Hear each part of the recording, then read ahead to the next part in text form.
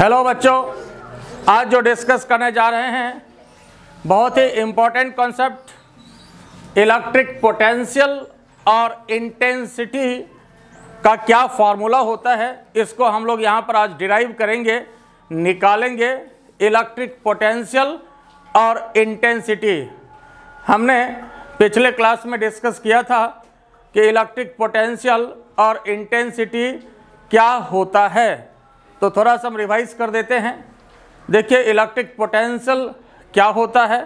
Electric potential होता है किसी भी यूनिट पॉजिटिव चार्ज को, मतलब टेस्ट चार्ज को, इन्फिनिटी से इलेक्ट्रिक फील्ड के किसी बिंदु तक लाने में जो वर्क करना पड़ता है, जो कार्य करना पड़ता है, उसी को क्या बोलते हैं? इलेक्ट्रिक पोटेंशियल बोलते हैं। Required work done in bringing unit positive charge from infinity to any point of electric field is known as electric potential. अब आपके मन में हो सकता है कि यहाँ हम टेस्ट चार्ज की बात क्यों करते हैं, यूनिट पॉजिटिव चार्ज ही क्यों माने? तो यूनिट पॉजिटिव चार्ज मानने के पीछे अंदर की बात यह है, पहली बात तो कोई चीज़ यूनिट से ही डिफाइन होता है।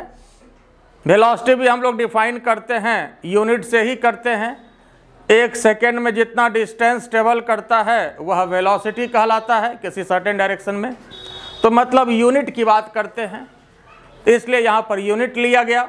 दूसरी बात, पॉजिटिव और निगेटिव चार्ज दोनों ही होता है, तो किसी एक से डिफाइन करना होता है, तो इस वजह से यहाँ पर पॉजिटिव से डिफाइन किया गया।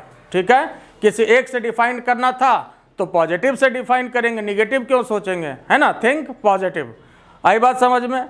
और इसका ये मतलब बिल्कुल नहीं है कि यूनिट चार्ज की अगर हम बात करते हैं तो इसका मतलब ये नहीं है कि वहाँ से आपको यूनिट चार्ज ही लाना है।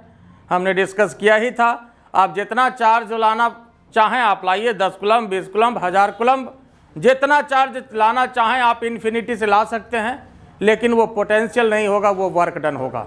जब आप यूनिट पॉजिटिव चार्ज को लाएंगे तो वह पोटेंशियल होगा, बाकी जिसको लाना है लाइए, वो वर्क डन होगा। ये पोटेंशियल की बात हो गई, ठीक है। और पोटेंशियल का फॉर्मूला वर्क बाय चार्ज होता था, ठीक है।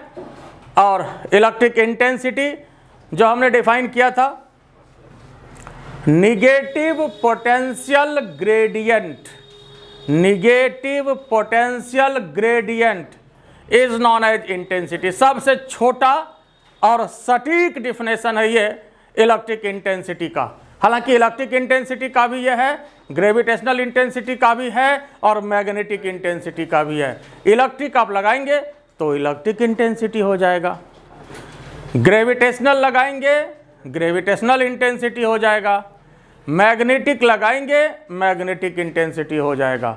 इसलिए हमने जनरल डेफिनेशन आपको दिया था, negative potential gradient is known as intensity.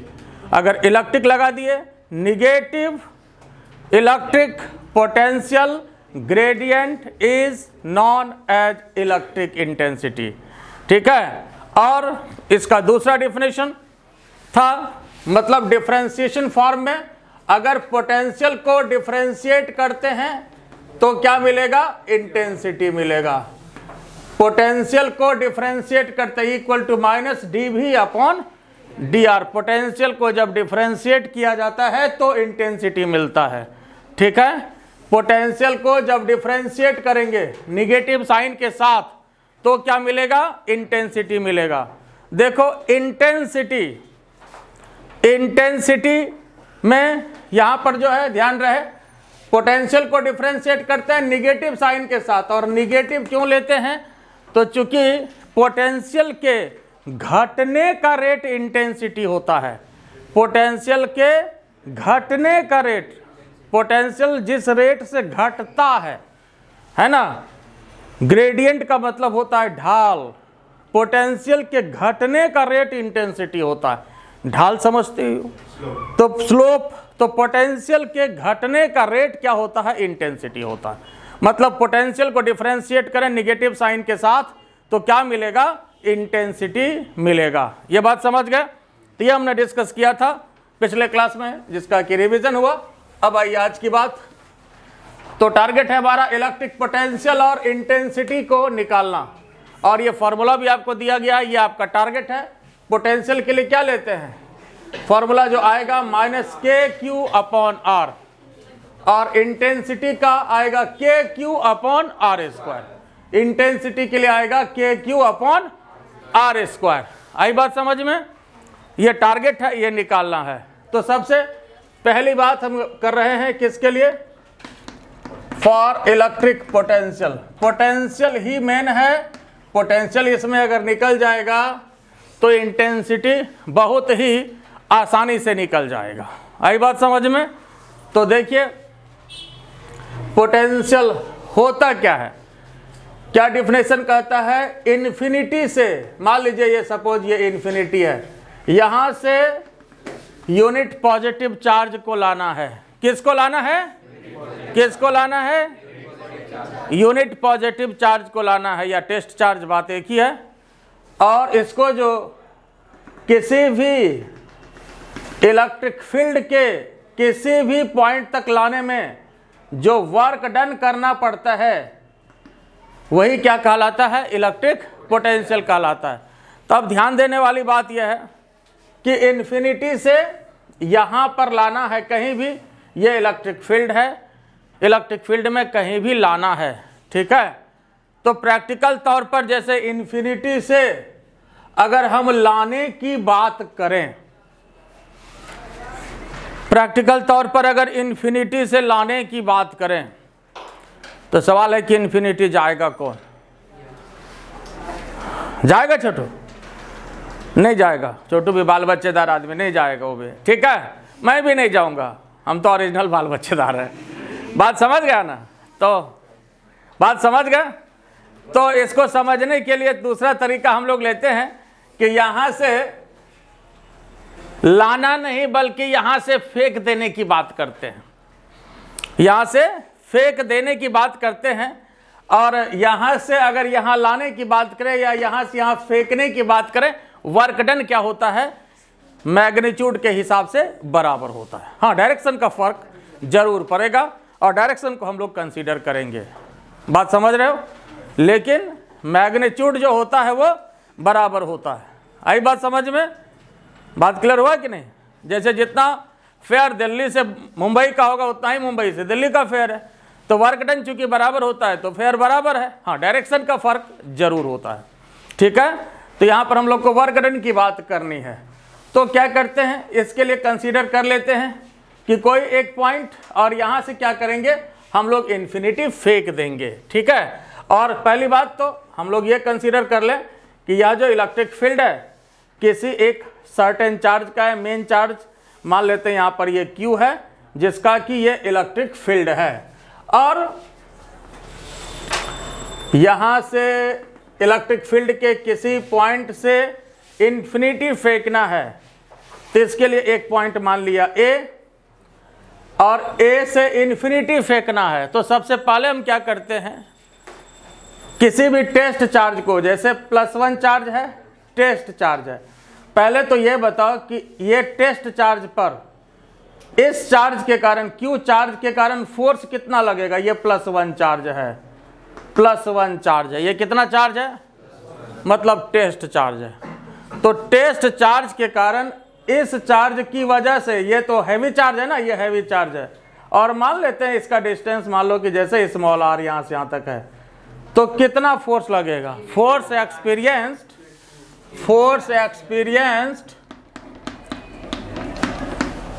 Bye the test charge, किसके कारण? फोर्स एक्सपीरियंस होना चाहिए टेस्ट चार्ज, और ड्यू टू ये जो मेन चार्ज है स्मॉल q, इसके कारण टेस्ट चार्ज पर जो फोर्स लगेगा। अब ये बताओ, तो यह जो फोर्स लगेगा, बिल्कुल सही बोल रहे थे आप लोग, बोलो क्या हो जाएगा? KQ, और इसका ले तो 1 चार्ज हो जाएगा, और नीचे आर स्क्वायर। तो बिल्कुल सही है, F equal to k q upon r square.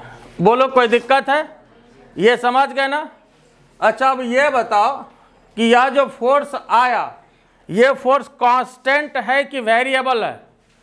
बोलो यह जो फोर्स है ये कांस्टेंट है कि वेरिएबल है? फोर्स कांस्टेंट है या वेरिएबल है? वेरिएबल है। मतलब अगर डिस्टेंस बढ़े, आर का मान बढ़े तो फोर्स का मान क्या होगा? अगर आर का मान बढ़े तो फोर्स का मान क्या होगा? घट जाएगा। तो इसका मतलब है कि फोर्स वेरी करेगा। बात समझ रहे हो ना? इसका मतलब फोर्स वेरी करेगा। तो इसका मतलब जैसे जैसे ये चार्ज, टेस्ट चार्ज आगे जाएगा वैसे वैसे फोर्स का मान घटता जाएगा।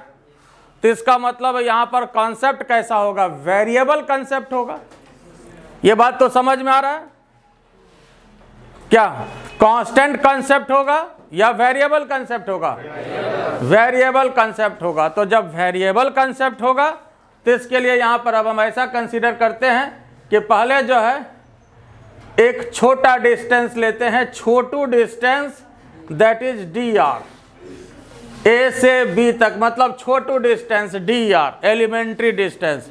पहले तब हम ये टेस्ट करते हैं कि पहले छोटू को उठा के फेंकते हैं। नहीं, बात समझ गया ना छोटू? ठीक बात है। तो पहले छोटू डिस्टेंस लेते हैं, मतलब डी आर। पहले डी आर डिस्टेंस से जो है छोटू को फेंकते हैं। ठीक है, ऐसे बोल रहे छोटू, सीरियसली नहीं लेना, तुमको फेंक देंगे, तुम्हारा बाल बच्चा का क्या होगा, है ना? देखो ध्यान से समझो। तो यहाँ पर जो है तुम्हारे कारण सबको समझ में आ जाता है, तो इससे बड़ी बात क्या हो सकती है? तो हमसे भी बड़ा काम तुम कर रहा है। ठीक है, चलो देखो। तो यहाँ पर जो है ये डी आर डिस्टेंस की बात करते हैं। तो now work done to move the test charge को मूव कराना है। कहां से कहां भैया? थ्रो डी आर से स्मॉल डिस्टेंस, जिसको एलिमेंट्री डिस्टेंस बोलेंगे, स्मॉल डिस्टेंस डी आर। तो इसके लिए जो वर्क डन होगा, वर्क डन भी छोटू वर्क डन होगा, है ना? जब डिस्टेंस छोटू तो वर्क डन भी छोटू, छोटा work done, elementary work done. तो यहाँ डी डब्ल्यू किसके बराबर हो जाएगा साहब? एफ डी आर के बराबर हो जाएगा। बोलो कोई इसमें तकलीफ है? तो work done F D R, ठीक बात है, एफ डी आर हो तो गया। अब एफ के स्थान पर क्या दे दो? के क्यू अपॉन आर स्क्वायर और इंटू डी आर। ये तो डी आर के लिए वर्क डन हो गया, छोटू वर्क डन हुआ, ये डी आर के लिए हुआ। ये किसने के लिए हुआ? डी आर के लिए हुआ, मतलब ए से बी तक ले जाने के लिए। किसके लिए हुआ? ए से बी तक ले जाने के लिए। नहीं, किसके लिए हुआ? ए टू बी के लिए। अब क्या करना है? इसको कहां से कहां फेंकना है? यहां से इन्फिनिटी फेंकना। ये हम लोग मान लो इन्फिनिटी मान रहे हैं, तो यहां से इन्फिनिटी फेंकना है। तो क्या करना पड़ेगा? इसको क्या करना पड़ेगा? क्या करना पड़ेगा? इंटीग्रेट करना पड़ेगा। आई बात समझ में? तो इसको इंटीग्रेट करना पड़ेगा। तो इंटीग्रेटिंग, दोनों तरफ अब इंटीग्रेट करना पड़ेगा, इंटीग्रेटिंग बोथ साइड्स। क्या करना पड़ेगा? और दोनों तरफ तो होता ही है, जब भी इंटीग्रेशन करते हैं तो दोनों तरफ ही होता है। तो अब यहां देखो क्या करेंगे? इसको इंटीग्रेट करेंगे। आई बात समझ में? ये डायग्राम बनाया हुआ है, तो जरा देखो यहां, समझो थोड़ा सा, कल याद देख लीजिए। तो अब इसको क्या करेंगे? जब यहां पर इधर डी डब्ल्यू,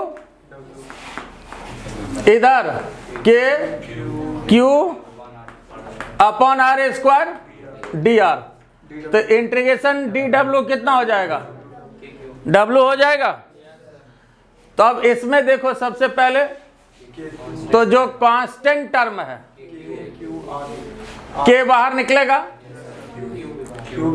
क्यू बाहर निकलेगा, आर तो बाहर नहीं निकलेगा भैया, 1/r स्क्वायर और यहां पर डी आर।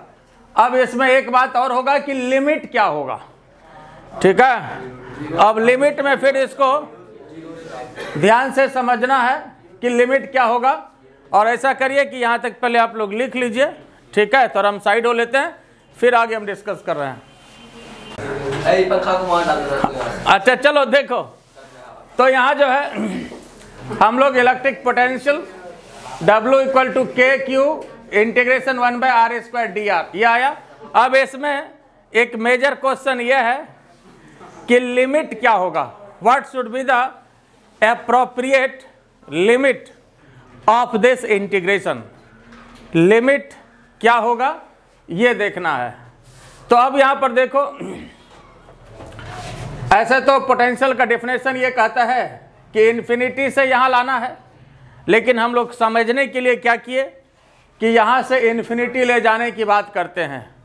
तो देखो, अगर यहाँ से इन्फिनिटी ले जाने की बात करें तो इसका जो लिमिट होगा, जैसे यह जो पॉइंट है इस चार्ज से कितने डिस्टेंस पर है, r डिस्टेंस पर, और r से इसको ले जाना इन्फिनिटी है, तो इसका जो लिमिट हो जाएगा r से इन्फिनिटी, क्या हो जाएगा लिमिट इसका, r से इन्फिनिटी, r से इन्फिनिटी।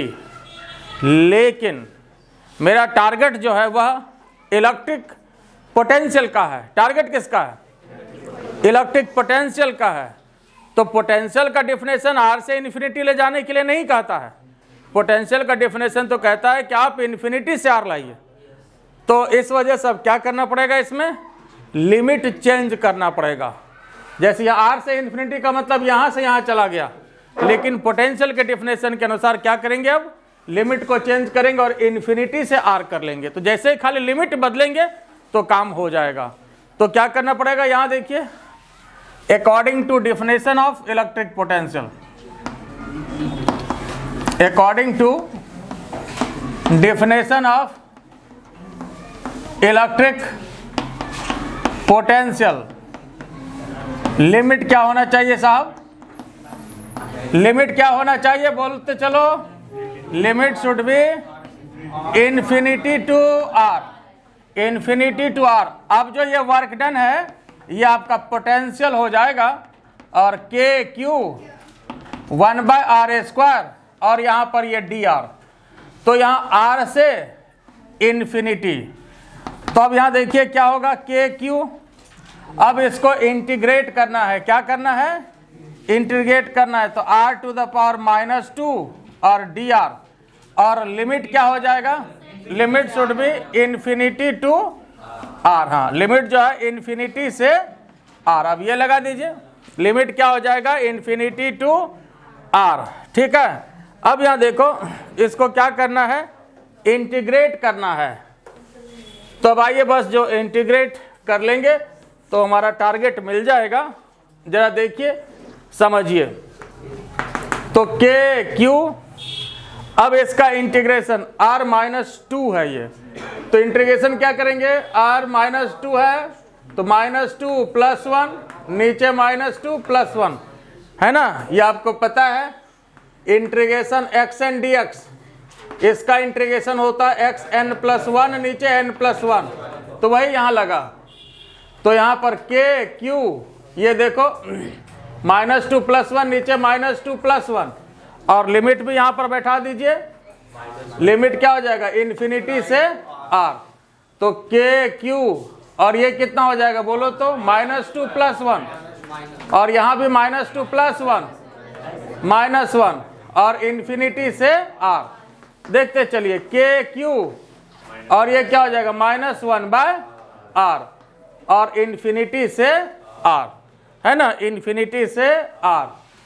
तो देखो 1/r² का इंटीग्रेशन, जरा ध्यान दो, यहाँ कितना आया, -1/r। इसको डायरेक्ट भी याद रखिए क्योंकि बहुत ज़्यादा इसका यूज होता है।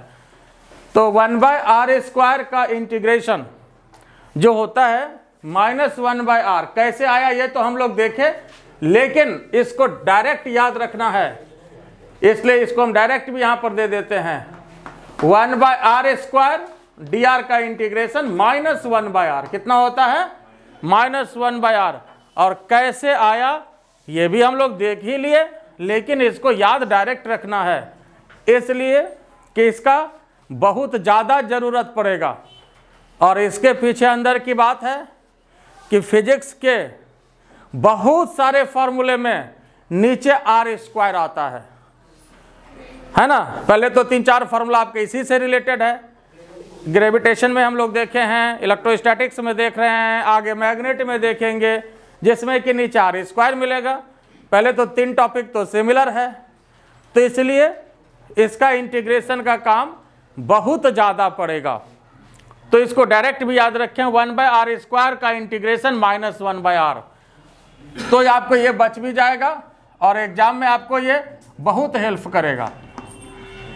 अब इस माइनस साइन को भी बाहर कर लो, गलती आपसे ना हो इसलिए माइनस साइन को भी बाहर करें।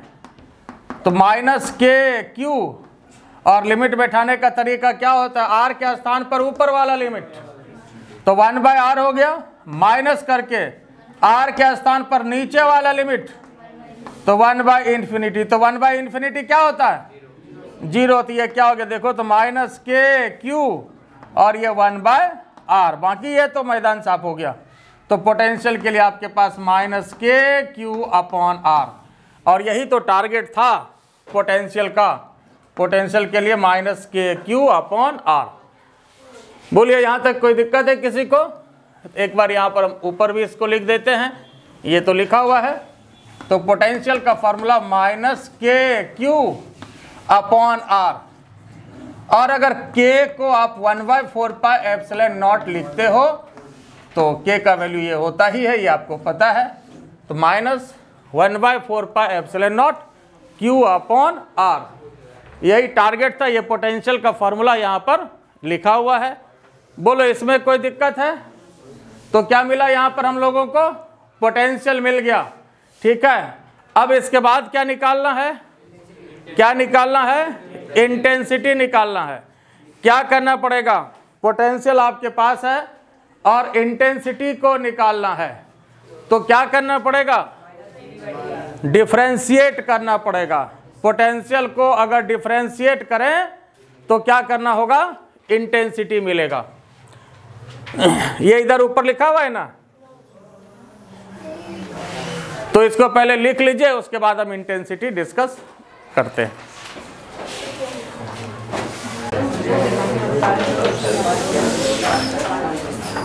तो अब हम लोग को क्या निकालना है, इंटेंसिटी निकालना है। पोटेंशियल निकाल चुके हम लोग। पोटेंशियल के लिए फॉर्मूला -k(q)/r, और k का वैल्यू अगर ये बैठाइएगा 1/4πε0, तो -1/4πε0 q/r।